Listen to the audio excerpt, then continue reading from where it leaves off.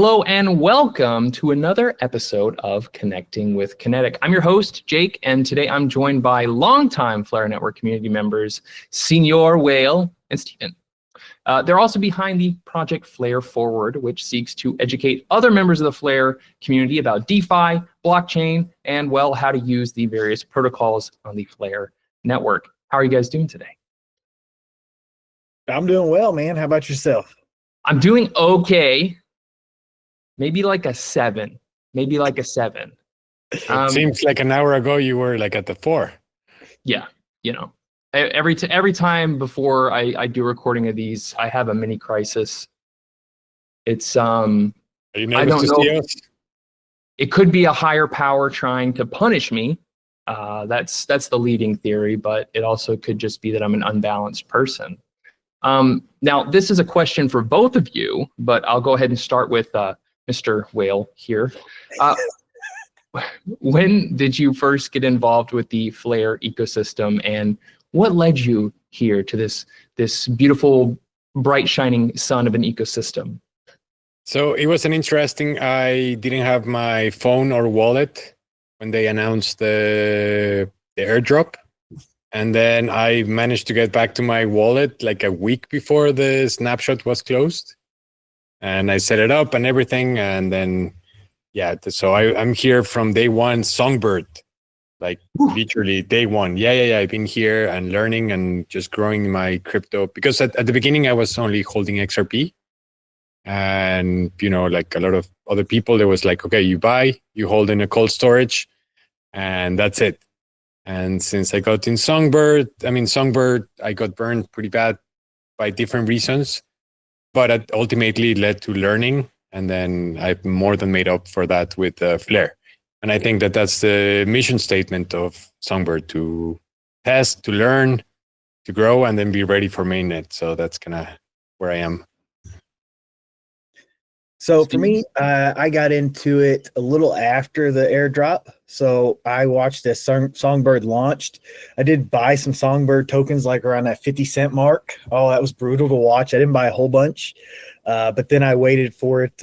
Whatever bottom came in, I started buying, and that's when I started using.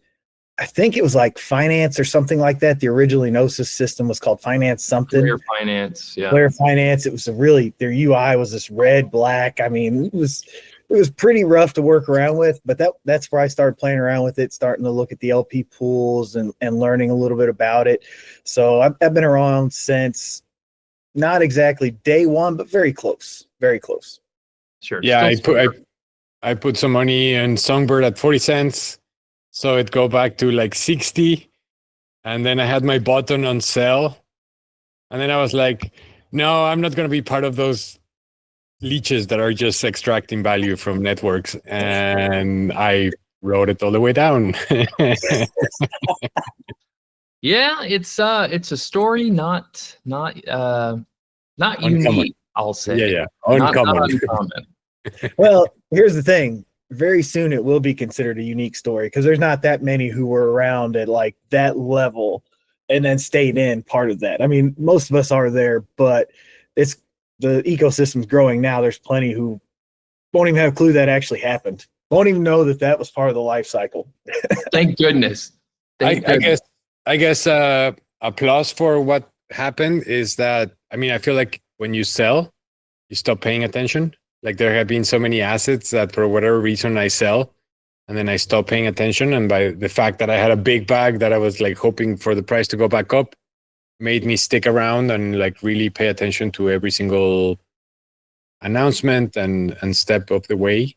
And yeah, so I'm grateful for it. And even though it was a big loss, it was also a big lesson. And yeah, here I am. Sure. I mean, yeah, it gets you invested in the, not just financial space, but also the psychological space. Sure.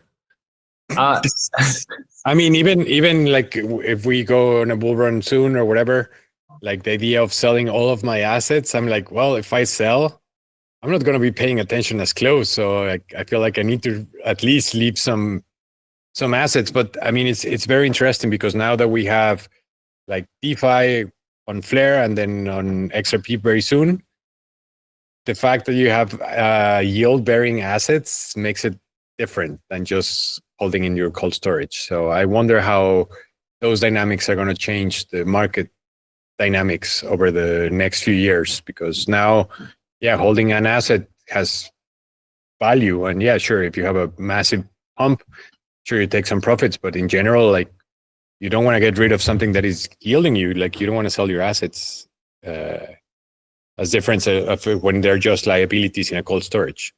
Sure.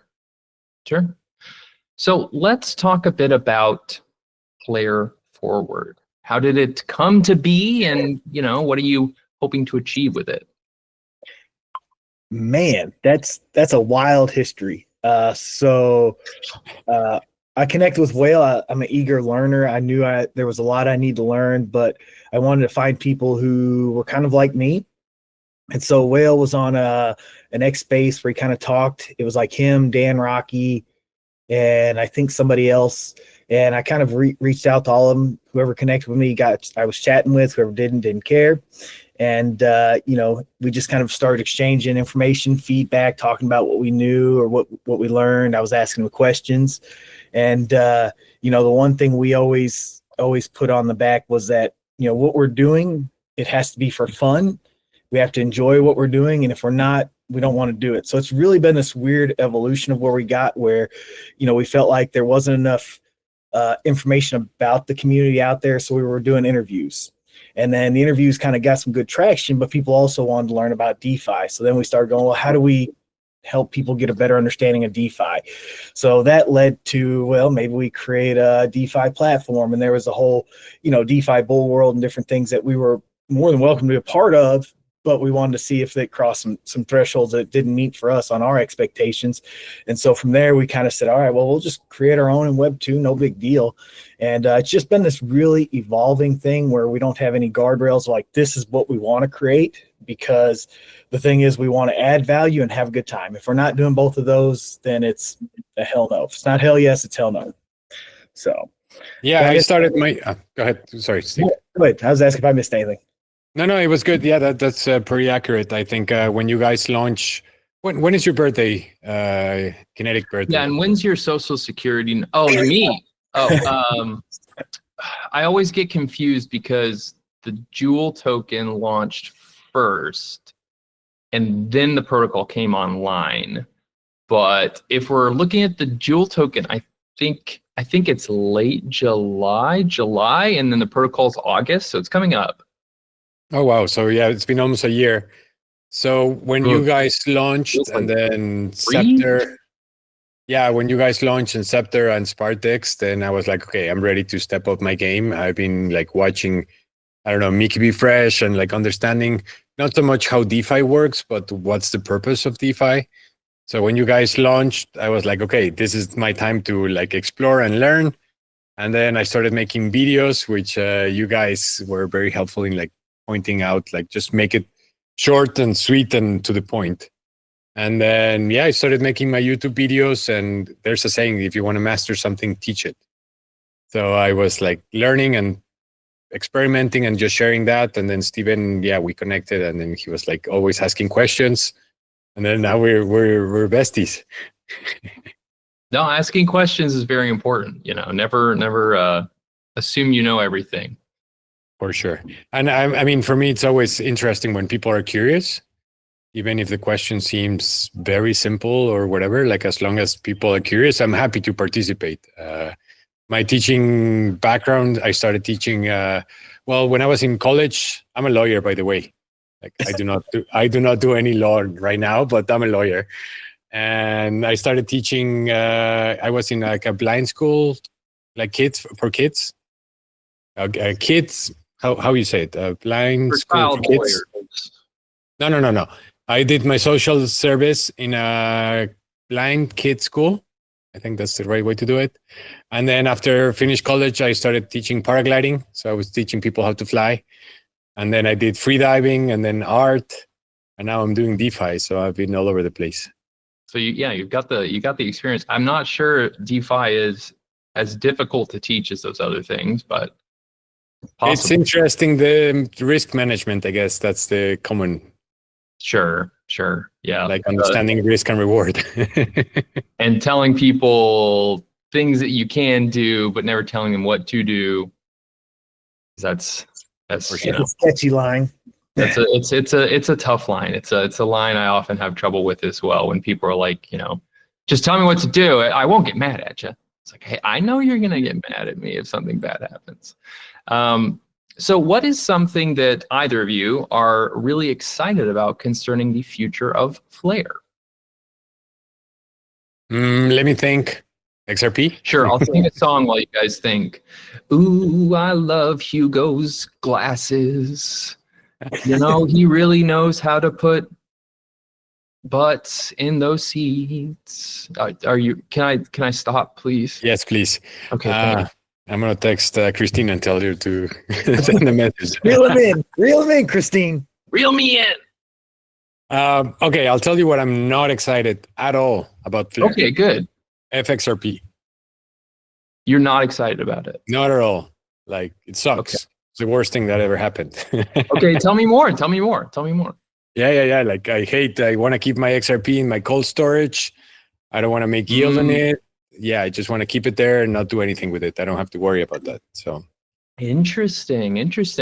This is good because I did have a question that I was going to ask later about any kind of critique you had for Flare and things that they've done. So you're not. This is interesting. You're not interested in FXRP. Oh, what an easy thing to say. Okay. Because it's the Bitcoin reason, right? Yeah. I'm gonna turn a Bitcoin maxi, and then like nothing else works except Bitcoin. Yeah, for sure. Mm-hmm. Yeah, this is something. So, for people who are not aware, could one of you explain what F assets are? Absolutely. So F assets are a bridge for non-smart contract tokens like Bitcoin, or XRP, and Doge. Ethereum, it's a ERC20 token, so that means that it's compatible with smart contracts, and they run on a EVM chain, which is the Ethereum virtual machine. And then you have like tokens like SUI, which they have their own. What's the name? The base virtual machine. Yeah, I don't. Or something like that. I don't remember right now, but they have a virtual machine, which means that you can run smart contracts, and those smart contracts allow you to do much more sophisticated things with your tokens. So it's an interesting thing because, for example, XRP does not have smart contracts, but the DeFi that has, it's on the protocol level, so you remove the risk of smart contracts. So it's going to be an interesting mix between those two guys. And if anybody missed it, I'm being completely sarcastic. I can't wait for FXRP. But it is something that I have thought about or worried about, right? That, a lot of the people who are interested in Bitcoin, interested in XRP, have already kind of like, they're okay, right? Not engaging with DeFi. And I do wonder if there'll be a larger resistance than maybe the Flare team anticipates to doing anything, to doing any DeFi stuff. Because you think, oh, well, they'll want to earn yield. Why would you not want to earn yield? But a lot of, maxis are just like, no, I just leave it. I just take my gold and I bury it in my backyard, which I understand. So it's something interesting to bring up.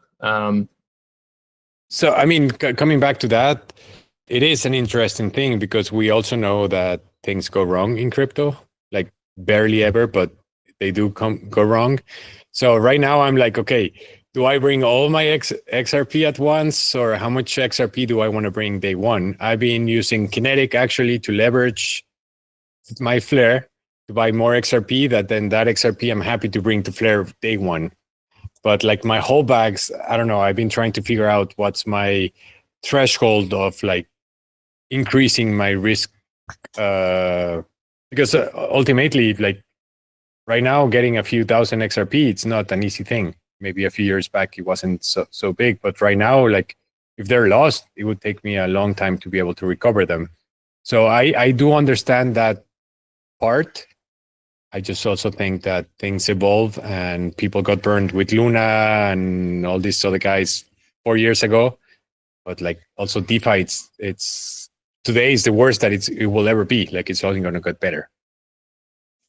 Sure. I mean, any smart contract anywhere poses an inherent risk just by being a smart contract, right? Which is something that you have to take into account. So what is something that you're excited about in the future? I mean, I'm guessing F assets is one of them. Is there anything else? I would love to see, and I don't know the technicals exactly, but with the Flare data connector, the FTC, being able to implement Web3 security on Web2, that's something that I would love to see. Like right now, we're building Flare forward, and at some point being able to like deploy a website on Web2 and then be able to get payments on Web3 and have it like that seamless part, which from what I understand, that is going to be enabled pretty soon with Flare. That would be something that I would love to see across the board, like buying tickets, like airplane tickets, booking a hotel, whatever. You do that on Web2, and then the payment goes peer-to-peer on Web3. That's something that I would love to see. What would you say is Flare's main narrative or mission statement? Data, verifiable data integrity. Just like how can you... I mean, for example, coming back to the F assets, for F assets to work, there has to be a witness that knows that XRP on the XRP ledger was locked and that that XRP cannot be moved, so that it can be minted. Like I'm oversimplifying, but you lock it on the XRP ledger and then you get a representation of that token on the XRP. So for that to happen, that data that XRP was locked needs to be completely trustless. If you cannot trust that data, then everything else falls apart. A lot of the financial instruments, like price feeds, we have been seeing a lot of, like we saw something on SUI recently where, I don't know, something happened and the Oracle pushed the price and so many people got liquidated, and that's just bad data. So I think that the fact that Flare is focusing so much on integrity of data, that's a very important thing for trust in institutions and for trust of like the bigger picture. I think one of the things, like I think about Flare and they're talking about AI and where they're going. I would love to see, and it's not here yet by no means because it just really got to Web 2, but the ability to write code, create dApps like an LLM. So vibe coding, right? On Web 3 would be incredible. Sure. So coming back to a previous question, what would be kind of a critique you have for either messaging or how like timelines or something that the Flare team did that they could have done better? Does anything come to mind? I always think transparency is key. So, you don't have to give out dates, but, and there's certain things people don't want you to tell. But if you can tell somebody and hey, like Hugo did a great job the other day putting out like, hey, Flare's ready. We're now at this milestone, that milestone, and this is all we're waiting on. So I love that. I think they could definitely use more of that. You can be too transparent, but when it comes to communication and hiccups and different things, the more you put them in the forefront, the more you can quill all the noise, right? When transparency's there, it's harder for people to just create ruckus. Sure. Yeah, for me it would be just like use the word soon less. What? I mean, the thing is that soon doesn't really say anything. In Mexico, we say we have a word ahorita, which is like could be anywhere from like right this instant to infinity. And I feel like soon that's kind of what happens. I mean, I remember a few months back, Hugo saying like very soon. And I was like, man, like things will launch whenever they launch, but there's no need to be like just teasing because the soon gets old pretty quickly, especially if there's no next step. Yeah. I think that would be one thing. And then coming back to what Steven said, I feel like we had a big impulse when you guys launched a year back. And then there was radio silence. And then we had USDT 0. That was a massive push. And now the last few weeks we had like radio silence, and then I feel like that kind of breaks a little bit of the impulse. And I'm sure they have a good reason for doing that, but you're asking me, this is completely personal. I do not work there, and I do not have all the information that they have, and I'm sure they have good reasons, but that would be my feedback. Just gonna have more, like, act less like a hype chain and more like a financial institution, like a professional bank or whatever. Like crypto. Sure. Yeah. I mean, the stopgaps, the deadlines, that's definitely one that probably easily springs to mind for most people. Yeah, they're tough. Deadlines are tough, but there's always room for improvement. Let's see what we got here.